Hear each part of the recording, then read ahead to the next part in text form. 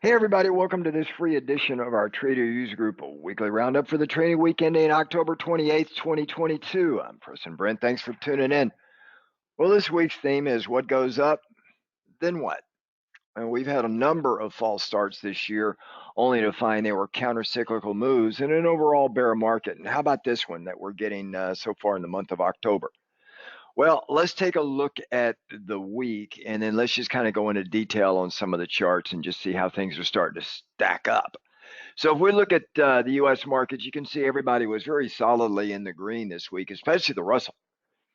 It was up even more than the Dow. And Dow, by the way, up 5.72%, moved under correction territory for the year. What's up with the Dow? Well, this month of October, this is the strongest October for the Dow since 1976. And what we saw within the Dow, if you look at what's embedded in there, energy and other industrials did very well. They outperformed growth shares like tech and a few others, which were kind of weighted down by big declines based on some of their earnings. Like we saw Microsoft and Amazon and Google coming down hard, Meta as well. Apple was the only one that kind of came up pretty hard off their earnings. Everybody else did fairly poorly. We did see the VIX, which is the fear gauge for the CBOE. It fell below its 50-day moving average this past week. I think it was on Wednesday, only for the fourth time since February this year. All right. A lot of this is on hopes that the Fed is going to slow their pace of rate increases. I think a lot of that is kind of a driving position for the positive sentiment that we're seeing this week. You can see the go forward PE ratio is 17.03 right now, just a little over 17. It was below 17. And that's, again, these vary based on who's doing the PE ratio based on earnings per share estimates and things like that. Dividend yield in the S&P is a solid 1.75. 10-year Treasury still over 4%, although it's off the highs of about 4.2% this past week. The earnings yield for the S&P is still a pretty robust 5.81%. But the real yield brings it back down to a negative 2.49. So we still have a lot of work to do in getting that inflation down. So there's going to be a lot of pressure on the Feds both ways. But notice the markets are responding very positively from a sentiment perspective on the hopes that the Feds are going to enter a pause phase fairly quickly, or a little bit more quickly than the markets had thought, right? If we look at the best performers for the week, which are embedded in the Dow, are mostly the industrials, up over 6.5% for the week, 6.7 almost. Worst for the week was communication, of which Facebook is part of. They were down, and year-to-date communication just leading the way to the downside, 36.44%. Energy's leading the way to the upside, almost 66% annualized returns for us up so far this year-to-date. They're up 65%. Really very, very strong, right? So we're seeing a lot of this stuff move forward big time. And like I said, this past week, we are getting some conflicting signals on how much the Feds are going to have room to maneuver. Now, the markets believe they're going to pause sooner and not be as aggressive in their rate of change of hiking interest rates very aggressively. So that really has helped the financial markets or the markets in general move stronger so far this month of October. Okay, we did see the S&P global gauge of U.S. manufacturing. It fell into contraction territory, first time since June. Okay, also consumer confidence fell for the first time in 3 months as well.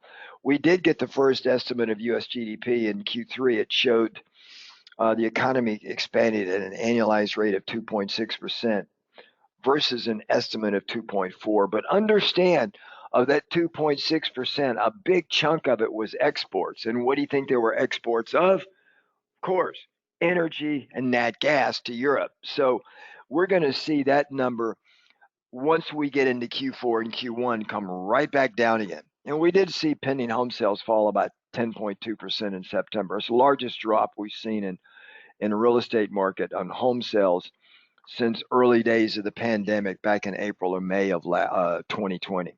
Okay. The other thing I wanted to say was um, we do expect the Feds to hike their rates this Wednesday. It's about an 85% Fed fund futures probability they're going to hike the rate 75 basis points. But rather than another 75 basis point in December, the markets have now priced in a 50 basis point rate hike as a higher probability. So that back off of 25 basis points and then a possible back off in January to just 25 basis points. And then we're going to be done for about 3 to 4 months to see how the effect of these higher interest rates work their way through the economy. That's what the markets are expecting. Um, Although we did get a higher inflationary reading on Friday, the PCE pace, the personal consumption expenditures, it did creep up a little bit. So the Feds are kind of between a rock and a hard place. We'll see how they play it out. Okay. Now, if we go across the pond and look at what's going on over in Europe, you can see in Europe, everybody was in the green. The Euro stocks, FTSE, CAC 40, DAX, all in the green solidly year to date. They're still underwater, like all the indexes here in the US.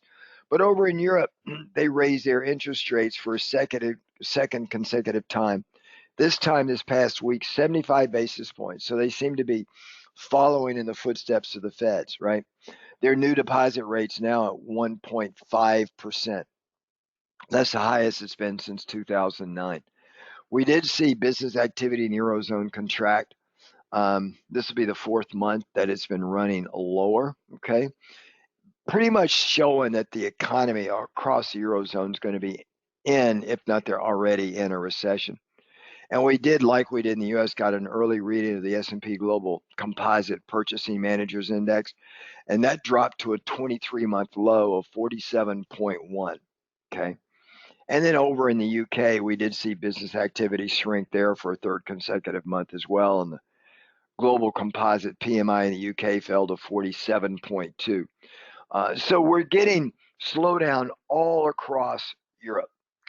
So I think they're going to run into a recession if they're not already into one right now. And then looking over in the Asian markets, you can see Japan was the only one that was slightly in the green. Year to date, it's still in the red.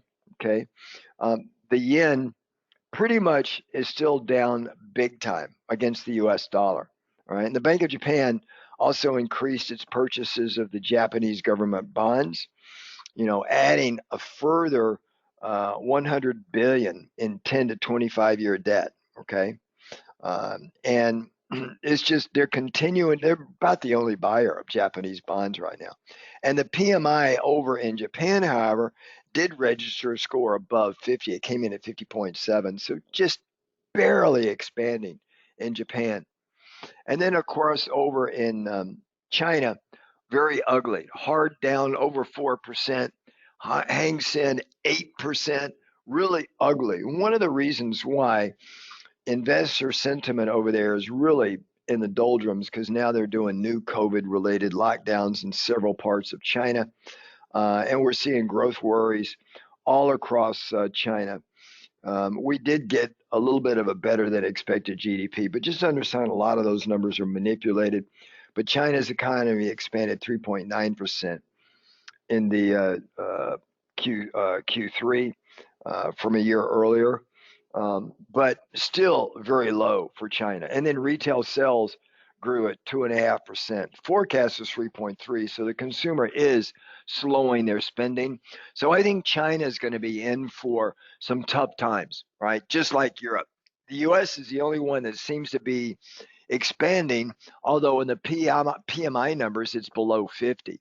So if the Feds stop their aggressive rate hike and pause for a while, I think we'll see a lift in the markets. But I don't think that lift is going to last very long. Let's go over to the charts. Let me just give you an idea of what I'm seeing over here. Let's go to the E-mini S&P 500 futures, which is where I want to spend a little bit of time now, just kind of showing you a couple of different charts and how they look. Okay. So right now, you should be seeing the E-mini S&P 500 futures. You can see on the screen there that we're off the lows. I had projected 35 to 3,400. We hit the top end boundary on the E-minis. We came down intraday at 35.02, so pretty much right on my target. We had a little bit of a bullish divergence here, and then boom, we bounced right back up over the 38 fib node, and then we're going to run up. The next key resistance zone is going to be, the bigger one is going to be the 200 EMA, right? The 200 EMA is sitting right around 4,100. The futures closed at 39.23, so that would suggest up to 4,000. You can see there's a little bit of a resistance here. Should we go through that 4,100, and I think the high end for me is going to be around 41.74. And we could get up there for a little bit, and then we're going to give it all up again. All right. I do see a little bit of a run. I see a little bit of a pullback after the Feds, but we're going into a strong seasonal period here. As long as the Feds don't have any surprises in the markets or surprise the markets, then I think we may get a little bit of a pullback, but I think the low for this year, net has been made. I do believe we're going to take out these lows in Q1 going into Q2 of next year, right? As these interest rates, I think the Feds probably overdid it just a little bit, and that aggressiveness is going to wash its way through the markets. Just to show you a longer term view, this is a weekly view of the SPX cash index. And it's a weekly view, but you can see here where we got back into this symmetrical triangle right here, and we moved right up. We hit my target. We moved right back up here.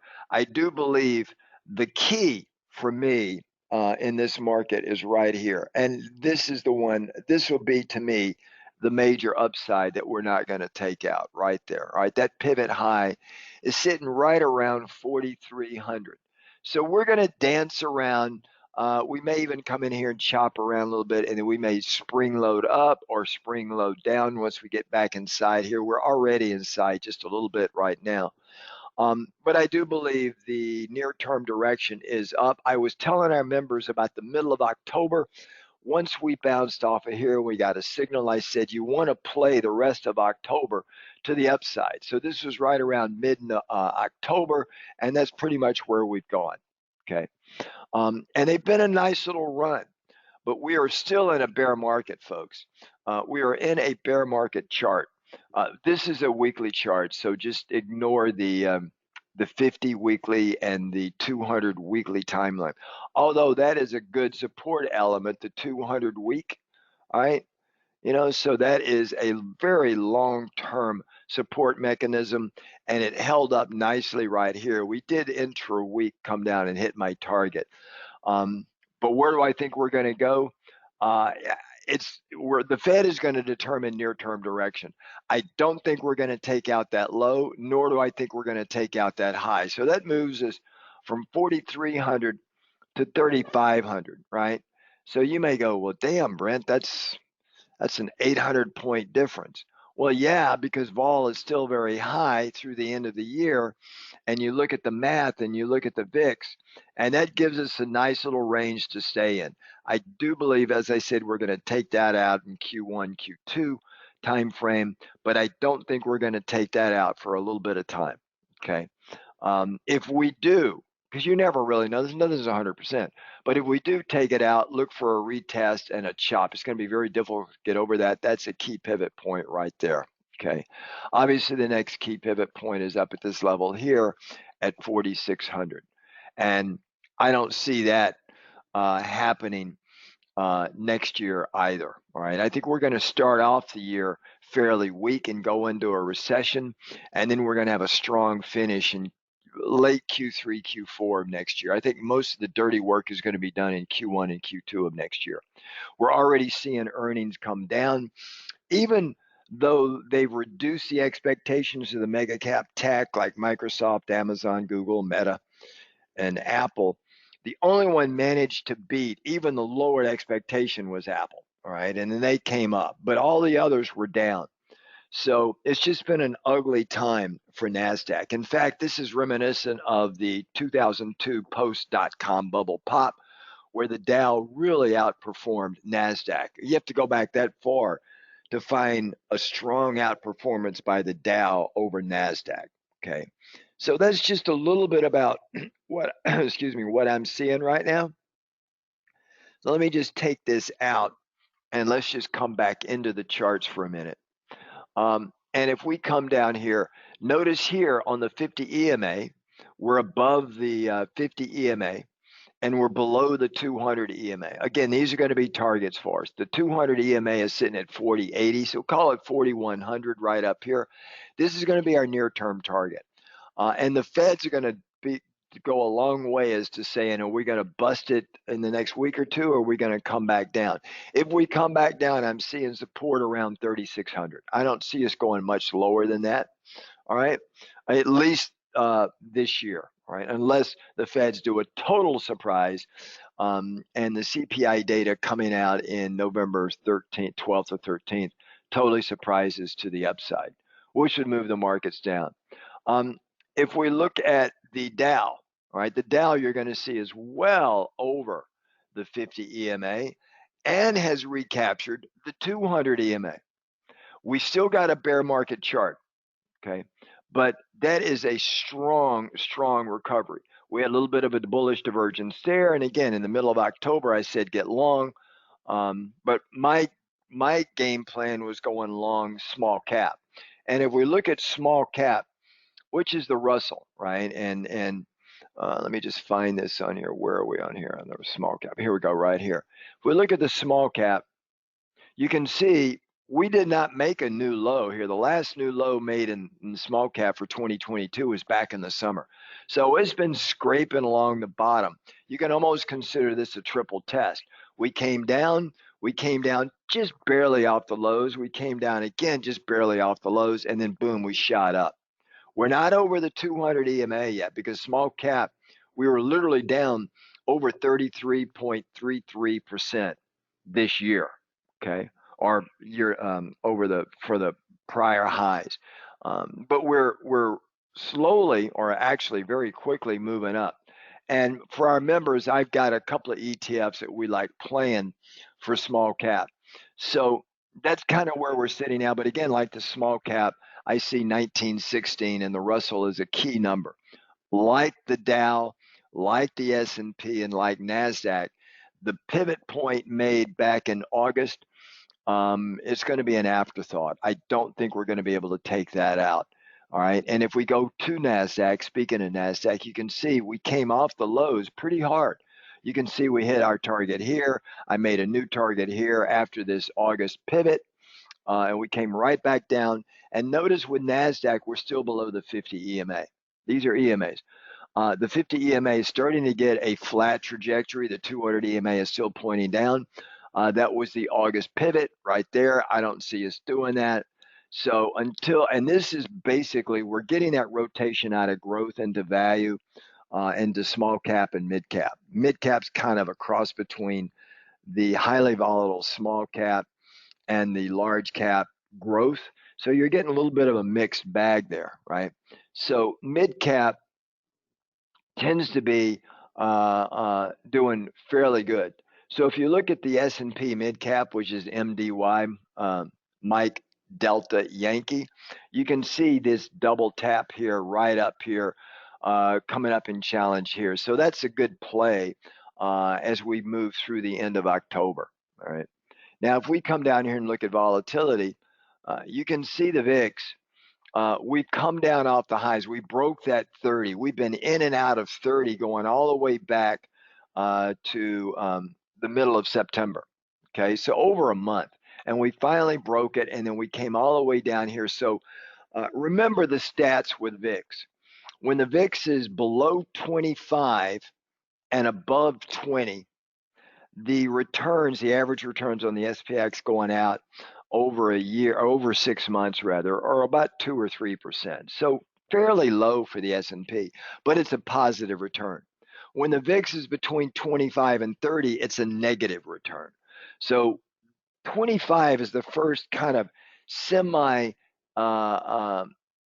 cross level that we want to be below. Now, we closed Friday at 25.75. So if we can get some follow through in the upside next week, and I realize the Feds are coming out Wednesday, so there's going to be a lot of jockeying for portfolio valuations and positionings out of the Fed, because remember, they're going to drive interest rates through the end of this year and hopefully give the markets a sense of where they're going to go early next year, right? Now they're going to say data dependent and blah, blah, blah, but there will be words, there will be words used that the market's going to interpret to say, is there going to be a pause coming very soon? If that's the case, then we're going to see the markets rocket higher and the VIX continue to fall. And that will give us solid returns through November into December. And then that's when we start in the middle of January, starting to come out with, and we may even have a run in part of January and then see the returns falter. Once we start to get Q4 earnings, you're going to probably see some continued devaluations in stocks, and then they're going to continue to devaluate in Q1 earnings as well, that we're not going to see until April, May timeframe of next year. And that's when it's going to be at its nadir or its trough, I think. So that's kind of what I'm looking at with volatility. And then, of course, if we look at treasuries here, big down day, which meant interest rates were bouncing up, but we knew rates were going to, rates coming, rates are going to stay out in time, though. Rates are going to come down, and I think short-term rates are going to stay higher, and then we're going to get a determination of where we're going to go, right? This is going to serve as resistance for the bond market. And if we look at the 10-year rate right now, you can see Friday it ended up a little bit, but we're right in my target area. My target area was a little over 4%. I had that out there way back in the summer months. And you can see the Elliott wave count is suggesting that the 10-year can run all the way up to 5%, even higher. So if we get some surprises in inflation, be ready for this to jack back up and go higher and the markets to roll over. So we've got a number of things that we need to see data-wise in the U.S. economy to just kind of give us a guideline as far as what the Feds are going to want to do, right? These are really key. And of course, if we come down here and look at currencies, we look at the dollar. It's backing off the highs. As I said before, when the dollar gets up this high, I'm looking for any rally in the dollar to sell it and go long the euro. We broke the 50 EMA. Now we just did our normal retest, and we come down and take out that low pivot there in the dollar index. And the way to trade it is to go into the euro. The euro, as you can see, finally broke above the 50 EMA, had a follow-through day, did a retest, and if it stays above the 50 EMA, folks, you want to go long the euro. The next stop up is 105, and you can see this break right here on the 25th of October, and then the second day where it stayed above the 50 EMA on the 26th of October, we haven't had that going all the way back. Look at the red line there, guys. We haven't done that really until going back to early February. And even then, it didn't stay over very long, right? And then we come all the way back when it had a sustained rally over the 50 EMA, right? Currencies tend to trend. So the sustained rally was not until April of 2021. And that rally was about 6 weeks, and then it gave it up. So April of 2021, we had a 6-week rally over the 50 EMA. So we're only in day 1, 2, 3, day 4, which could be a nice rally. So that would get us back up into this area back up here, 105 to 107 to the dollar. So watch this very closely. Members, we'll be checking it often, and I give you a signal when it makes sense to go long, okay? And then, of course, if we come down here and look at gold, well, gold is just kind of doing what I said it would do. It's hovering around I had forecasted gold down around 1606. We came down and hit 1622. We still got a bear market chart. I think gold is probably got to find a bottom around the 1600 before it decides to change course. But right now, I wouldn't be long gold. Copper, I wouldn't be long copper either, because if we have a deep recession in Q1 and Q2, copper, just like the euro, is having a hard time holding the 50 EMA. My target near term for copper on an Elliott Wave 5 count is down around 2.93, right? And that's out in December going into January timeframe. So that would be shorting Freeport McMoran or shorting copper futures, playing it to the downside. Oil, well, the way we've been trading oil, it's a home run. But you can see here where oil, it's a bear market chart, 50's below the 200, probably run up and test this area. But like I said, members will review it again. But it's just using our methodology trading oil, we would have scored home runs all the way down and all the way up. Just they're no-brainer trades, right? Because you can see oil on these counter-cyclical moves, we're moving $5, $6, $7, $8 a barrel, and then it rolls right back over again. So the overall trend is down, but if you're trying to trade it directionally, it's very difficult, as you can see, because these counter-cyclical moves are $7, $8, $9, $10, $15 a barrel, and then boom, it rolls right back over again. So our methodology in trading this is just a home run. Okay. All right, everybody, that's kind of where we're sitting right now. Members, I will see you this Sunday evening for our weekly market watch. We'll go into detail on some stocks and some commodities and other potential trades that are setting themselves up post-Fed, as well as we'll review places where you want to be depending on how the elections turn out on November 8th. All right, everybody, that is kind of where we're sitting. Enjoy the rest of the weekend, folks. I will see you members Sunday evening. If you're not a member, I highly encourage you to come in and check us out. We're doing really well. Take care, folks. Ciao now.